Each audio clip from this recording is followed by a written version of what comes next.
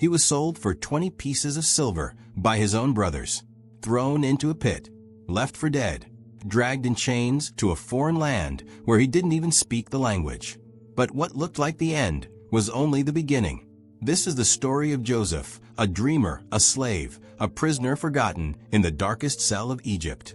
And yet, within these very walls of despair, a destiny was being written that would one day save an empire and the very family that betrayed him. How does a slave become the most powerful man in Egypt? Stay with me. He would be betrayed by his own blood, sold like cattle, and left for dead in the desert. Yet centuries later, his name would be spoken in palaces, temples, and scriptures across the entire world. In the land of Canaan, nearly 4,000 years ago, an elderly man named Jacob shepherded his family across these fertile hills, father to 12 sons who would one day become nations. Among his 12 sons, one held a place unlike any other, Joseph, the son of his beloved wife Rachel, born to Jacob in the years of his old age. Jacob gifted Joseph a coat unlike any his other sons had received, a coat of many colors, a visible symbol of favoritism that could not be hidden or ignored.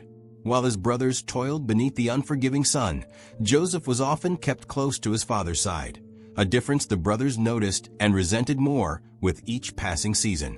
At night, Joseph began to experience something strange and vivid, dreams so real, so symbolic, that he felt compelled to share them, unaware of the storm they would unleash. In his first dream, Joseph saw sheaves of wheat standing in a field, his brothers' sheaves bowing low before his own, an image of submission that stunned even him. When Joseph told his brothers of this dream, their reaction was immediate and cold. "Do you intend to reign over us?" they demanded, hatred sharpening in their voices. Then came a second dream, the sun, the moon, and 11 stars bowing before him, an image so bold that even Jacob, his father, questioned Joseph's judgment. Jacob rebuked his son gently, yet secretly pondered these dreams in his heart, while the brothers, unable to forgive such arrogance, began to plot in silence. Soon after, the brothers left to graze their father's flocks near Shechem, far from home, unknowingly setting the stage for a betrayal that would echo through history. Jacob called upon Joseph to travel and check on his brother's welfare, a simple errand of love that would instead lead him directly into the hands of his enemies. Joseph journeyed alone for days, unaware that his brothers had already spotted him from afar, and that their hatred had grown into something far darker than mere jealousy. "Here comes the dreamer," one brother murmured bitterly, watching him approach. And in that moment, a plan far more sinister than mockery began to take terrible shape. What happened next would shatter a family forever. And yet, unknown to any of them, it would become the first step in a plan far greater than betrayal. If stories of faith, betrayal, and destiny move you, consider subscribing to our channel, where we bring the Bible's greatest stories to life, one powerful chapter at a time. Joseph continued walking toward Dothan, carrying his father's blessing and his brother's rage in equal measure, utterly unaware that his life was about to change forever. Word had reached the brothers that a traveler approached from the south, and when they recognized the colorful coat in the distance, their hearts hardened with old, familiar resentment. "Here comes that dreamer," they murmured to one another, bitterness rising like heat from the desert floor. "Let us kill him and throw him into a pit." Reuben, the eldest, urged restraint, secretly intending to rescue Joseph later. "Let's not take his life," he said, "but cast him into a pit instead." Joseph arrived at last, warm greetings forming on his lips, utterly unaware that the brothers who once shared his father's table now saw him only as an obstacle. Before he could speak another word, they seized him, stripping away the coat that had marked him as their father's favorite, the very symbol of all their pain. They threw him into a dry, abandoned well, its stone walls swallowing his voice as he called out, pleading for mercy from brothers who refused to listen. Above him, the brothers sat down calmly to eat a meal, indifferent to his suffering below, their consciences already hardened against his desperate cries for help. In the distance, a caravan of Ishmaelite traders appeared, traveling toward Egypt with spices and myrrh, and Judah, watching them, proposed a different, darker plan. "What profit is there in killing our brother?" Judah reasoned. "Let us sell him to these traders instead, our hands need not be stained with his blood. For 20 pieces of silver, they sold their own brother into slavery, watching as merchants bound his wrists and led him toward a caravan bound for Egypt. Joseph looked back one final time at the brothers who had betrayed him, their faces already turning away, indifferent to the anguish etched across his own. When Reuben returned to rescue Joseph secretly, he found only an empty pit, and in that moment, despair consumed him. "The boy is gone," he cried. To conceal their crime, the brothers dipped Joseph's coat in the blood of a slaughtered goat, preparing a lie so cruel it would haunt their father forever. They presented the bloodied coat to Jacob, who recognized it instantly, collapsing to his knees, certain that a wild beast had devoured his beloved son. Jacob tore his garments and mourned for many days, refusing all comfort, declaring he would grieve for his son until the very day he died. Far from his father's grief, Joseph traveled onward in chains toward Egypt, a land of strange gods, foreign tongues, and an uncertain, terrifying future. What Joseph could not yet know was that this darkest moment of betrayal would become the very path through which his destiny and his family's survival unfolded. Joseph arrived in Egypt as merchandise, one among many foreign captives paraded before wealthy buyers in the bustling markets of a civilization far greater than anything he had known. Though stripped of freedom, family, and homeland, something within Joseph remained unbroken, a quiet strength that would soon draw the attention of powerful men. Potiphar, an officer of Pharaoh and captain of the palace guard, purchased Joseph from the traders, unaware he had just brought a future ruler into his household. Potiphar's household was vast and prosperous, filled with servants, storehouses, and responsibilities. An entirely foreign world Joseph would need to master quickly to survive. Something remarkable began to unfold. Wherever Joseph applied his hands and mind, prosperity followed, as though an unseen blessing accompanied his every action. Potiphar noticed this pattern of success and recognized in Joseph a rare integrity and wisdom, qualities that set him apart from every other servant in his house. In time, Potiphar elevated Joseph above all other servants, entrusting him with complete oversight of his household, his wealth, and every daily affair. Under Joseph's careful stewardship, Potiphar's household flourished beyond measure. His fields yielded abundantly, and his fortune grew with each passing season. Yet within this household of prosperity lurked a growing danger: Potiphar's wife, whose gaze toward Joseph had shifted into something far more troubling. Day after day, she attempted to draw his attention, her intentions increasingly clear. Yet Joseph remained steadfast, refusing to betray the trust placed in him. "How then could I do this great evil," Joseph said, "and sin against the God who has shown me such kindness in this foreign land?" Despite his repeated refusals, her advances continued relentlessly, and Joseph found himself navigating a dangerous line between loyalty, temptation, and integrity. Each day her persistence grew bolder, cornering him within private chambers, until Joseph could no longer avoid the confrontation that was steadily approaching. On this particular day, when no other servants remained in the house, she seized his garment, and Joseph fled, leaving the cloak behind him. Humiliated by his rejection, she transformed her wounded pride into vengeance, clutching the garment that would soon become false evidence against him. When Potiphar returned home that evening, his wife met him with tears and accusations, presenting the garment as proof of a crime that never occurred. What followed would strip Joseph of everything he had built. Yet even here, in the darkest injustice, his story was far from finished. Enraged by his wife's accusation, Potiphar ordered Joseph seized immediately, refusing to hear a single word in his defense before condemning him. The very servants who once obeyed his commands now watched helplessly as he was led away, stripped of his position, his dignity, and his freedom once again. He was cast into the king's prison, a place reserved for Pharaoh's most dangerous offenders, condemned for a crime he never committed against the household he had served.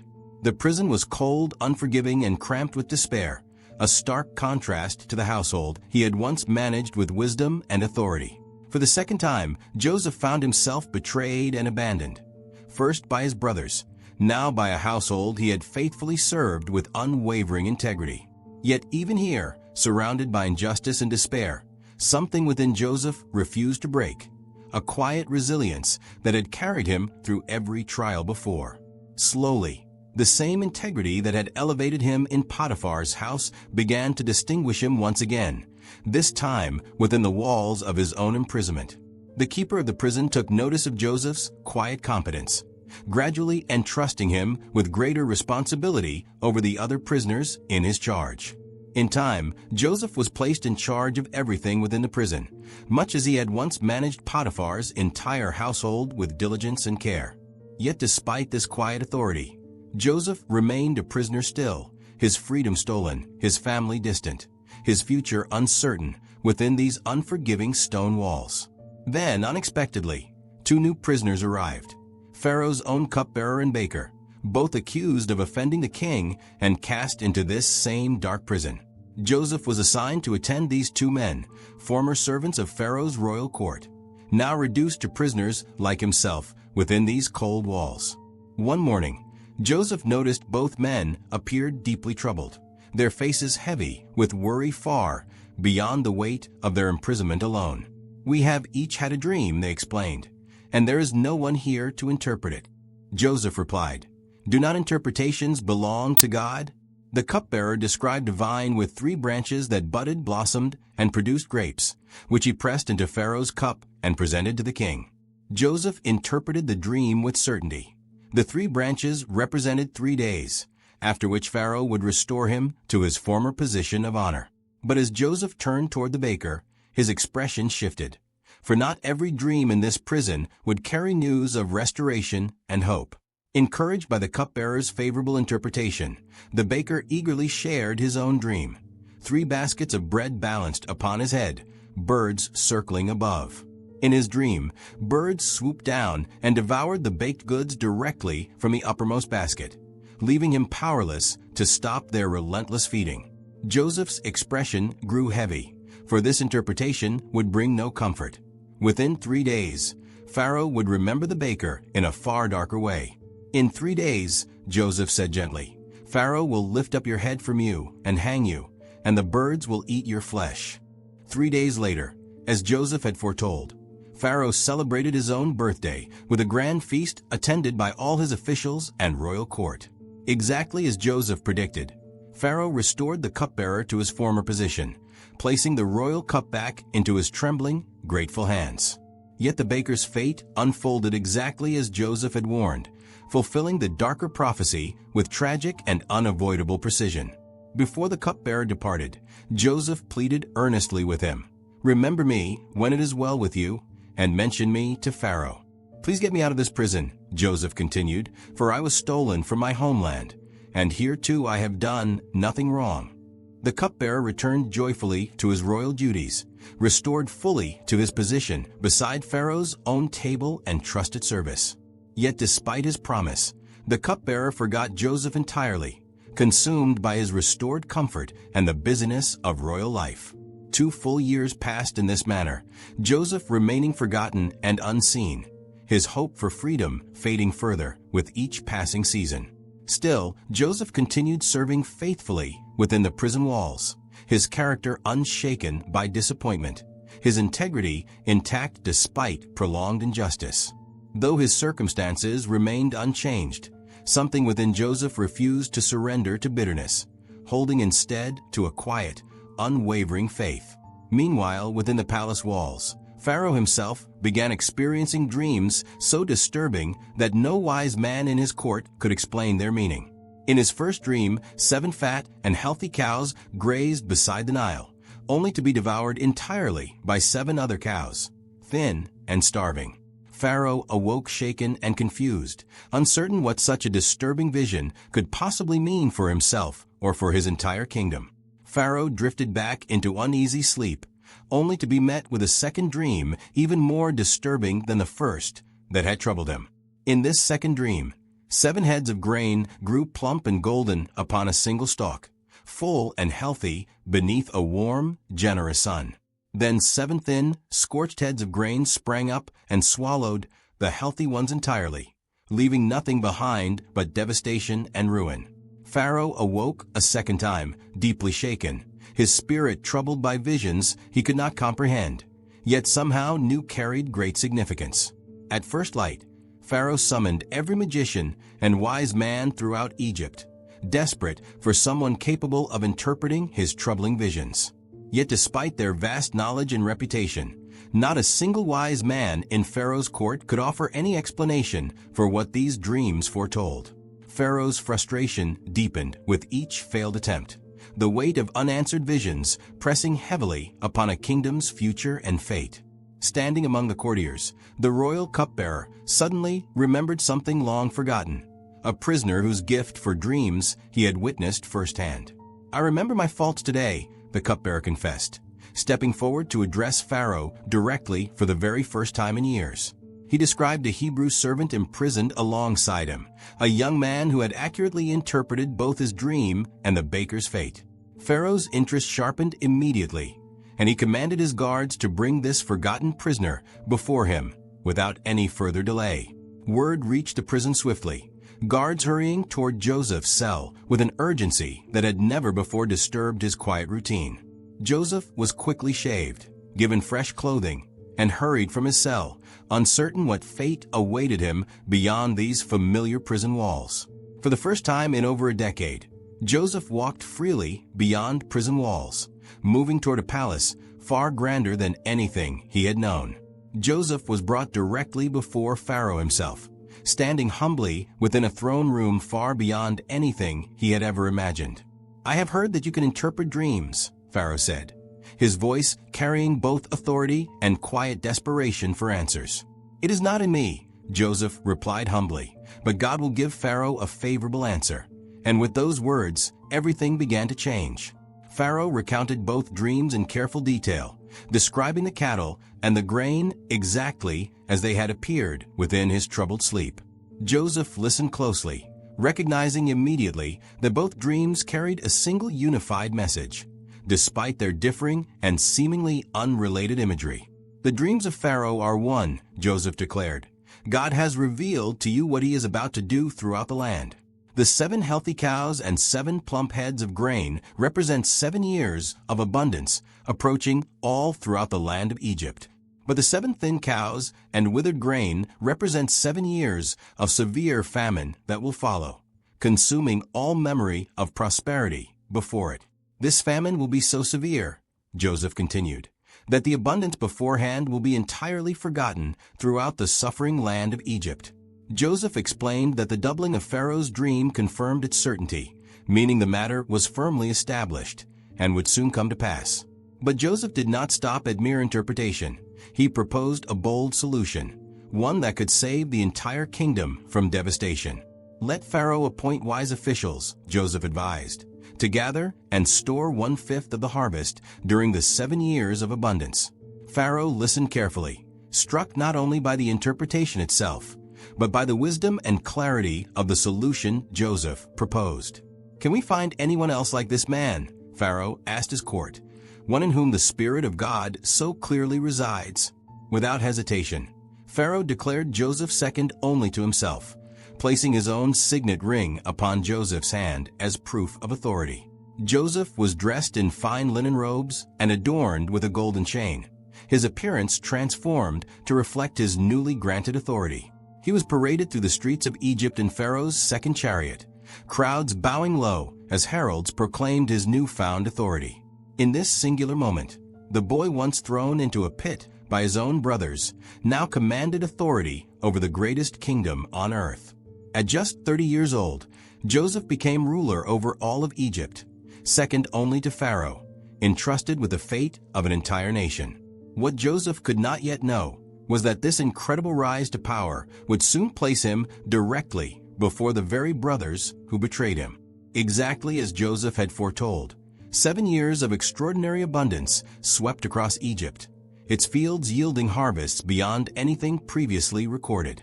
Joseph traveled throughout the land, overseeing the construction of vast granaries and the careful storage of grain beyond all measure or counting. So abundant was the harvest that Joseph stopped measuring it entirely, for the grain gathered exceeded anything Egypt's records could adequately contain. During these prosperous years, Joseph married Asenath and welcomed 2 sons, naming them Manasseh and Ephraim. Reflections of forgiveness and fruitfulness. God has made me forget my hardship, Joseph explained of his firstborn's name, embracing healing even as painful memories remained beneath the surface. Then, exactly as prophesied, the 7 years of abundance ended abruptly, giving way to a famine more severe than Egypt had ever witnessed. The famine spread relentlessly across every region, withering crops entirely and threatening the survival of countless families throughout the land. As hunger tightened its grip, the Egyptian people cried out to Pharaoh, desperate for relief from a famine threatening their very survival. Pharaoh directed the people toward Joseph himself, declaring simply, "Go to Joseph and do whatever he instructs you to do." Joseph opened the vast storehouses across Egypt, selling grain to his own people and to foreigners arriving from neighboring famine-stricken lands. Word of Egypt's abundant grain reserves spread rapidly beyond its borders, drawing desperate travelers from surrounding nations suffering under the same devastating famine. Far away in Canaan, Jacob's own family faced the same devastating famine, their once fertile land now offering little hope of survival. Jacob gathered his remaining sons, instructing them urgently, "I have heard there is grain in Egypt. Go down and buy some for us." 10 of Joseph's brothers prepared for the long journey to Egypt, though Jacob kept Benjamin close, unwilling to risk losing another beloved son. The brothers journeyed southward toward Egypt, unaware that the very sibling they had betrayed now governed the land they desperately needed. As foreign travelers arrived seeking grain, Joseph personally oversaw distribution, ensuring fairness while watching carefully over every transaction within his authority. Among the crowds approaching Joseph that day were 10 familiar faces, brothers who could not recognize the ruler standing directly before them. The 10 brothers bowed low before Egypt's powerful governor, exactly as Joseph's childhood dreams had once foretold so many years before. Joseph recognized his brothers immediately, memories of betrayal and abandonment surging within him, though his face remained calm and unreadable. His brothers, however, saw only a powerful Egyptian official, completely unaware that the ruler before them was the brother they had sold years earlier. "You are spies," Joseph declared harshly, testing their character. "You have come to see the weakness of our land during this famine." The brothers pleaded their innocence, explaining they were 12 brothers, sons of one man in Canaan, one lost and one remaining home. Hearing mention of Benjamin, his only full brother, Joseph felt a surge of longing hidden carefully behind his stern, commanding exterior. Joseph ordered Simeon held captive, demanding the brothers return home and bring back Benjamin as proof of their honesty and claims. Secretly, Joseph ordered his servants to return each brother's silver within their grain sacks, testing their hearts in ways they could not yet perceive. During their journey home, one brother discovered silver hidden within his sack, fear gripping the group as they questioned what this meant. Jacob listened in anguish as his sons recounted their ordeal, grief deepening at the thought of losing yet another beloved son. Jacob initially refused to release Benjamin, unwilling to risk losing his last remaining connection to his beloved wife Rachel. As the famine worsened and their grain supplies dwindled, Jacob reluctantly agreed to send Benjamin, entrusting his safety to Judah's promise. The brothers returned to Egypt with Benjamin, their hearts heavy with uncertainty about what awaited them within Joseph's powerful court. Joseph invited his brothers to dine within his own home, overwhelmed with emotion upon finally seeing Benjamin after so many years. Overcome by emotion at seeing his younger brother, Joseph withdrew briefly to weep privately before returning to continue the elaborate test. Before their departure, Joseph ordered a silver cup hidden secretly within Benjamin's sack, orchestrating one final test of his brother's character. When the cup was discovered among Benjamin's belongings, the brothers tore their clothes in despair, returning immediately to face Joseph's judgment. The brothers returned before Joseph, throwing themselves to the ground, uncertain how to explain a crime none of them had actually committed. Judah stepped forward courageously, offering himself as a substitute slave, unwilling to return home without Benjamin beside him.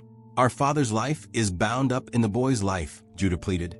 "If he sees that Benjamin is not with us, he will die." "Let your servant remain here as a slave instead of the boy," Judah begged. "Let him return home to our father."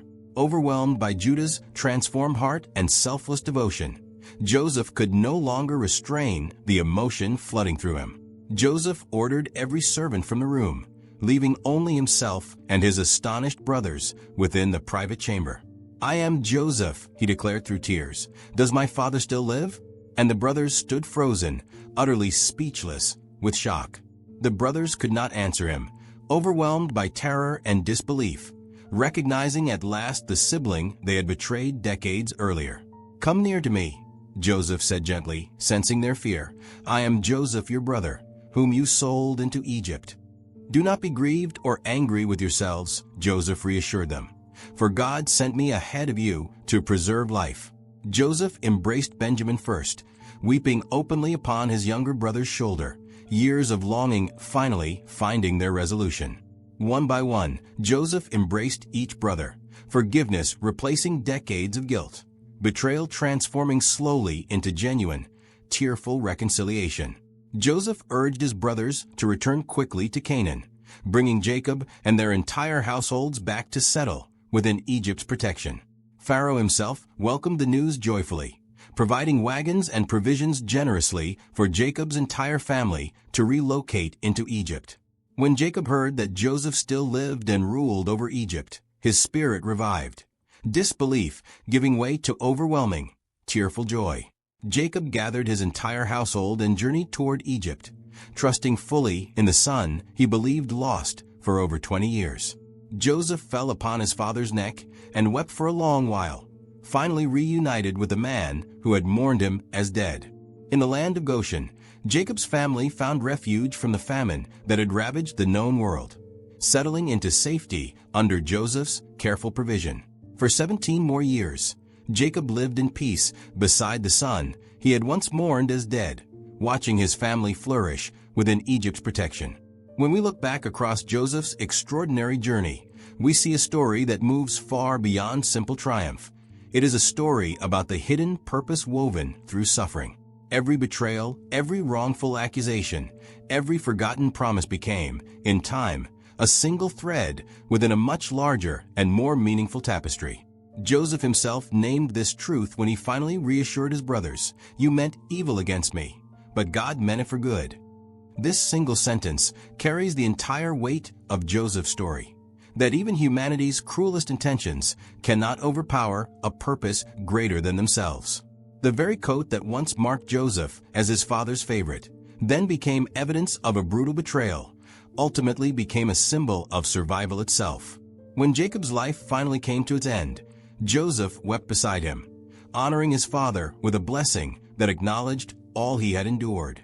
Joseph honored his father's final wish, returning his body to Canaan for burial among the ancestors who had shaped their family's covenant and destiny. After Jacob's passing, the brothers feared Joseph might finally seek revenge, their old guilt resurfacing in the absence of their father's protection. But Joseph wept at their fear, reassuring them once more, "Do not be afraid, for am I in the place of God?"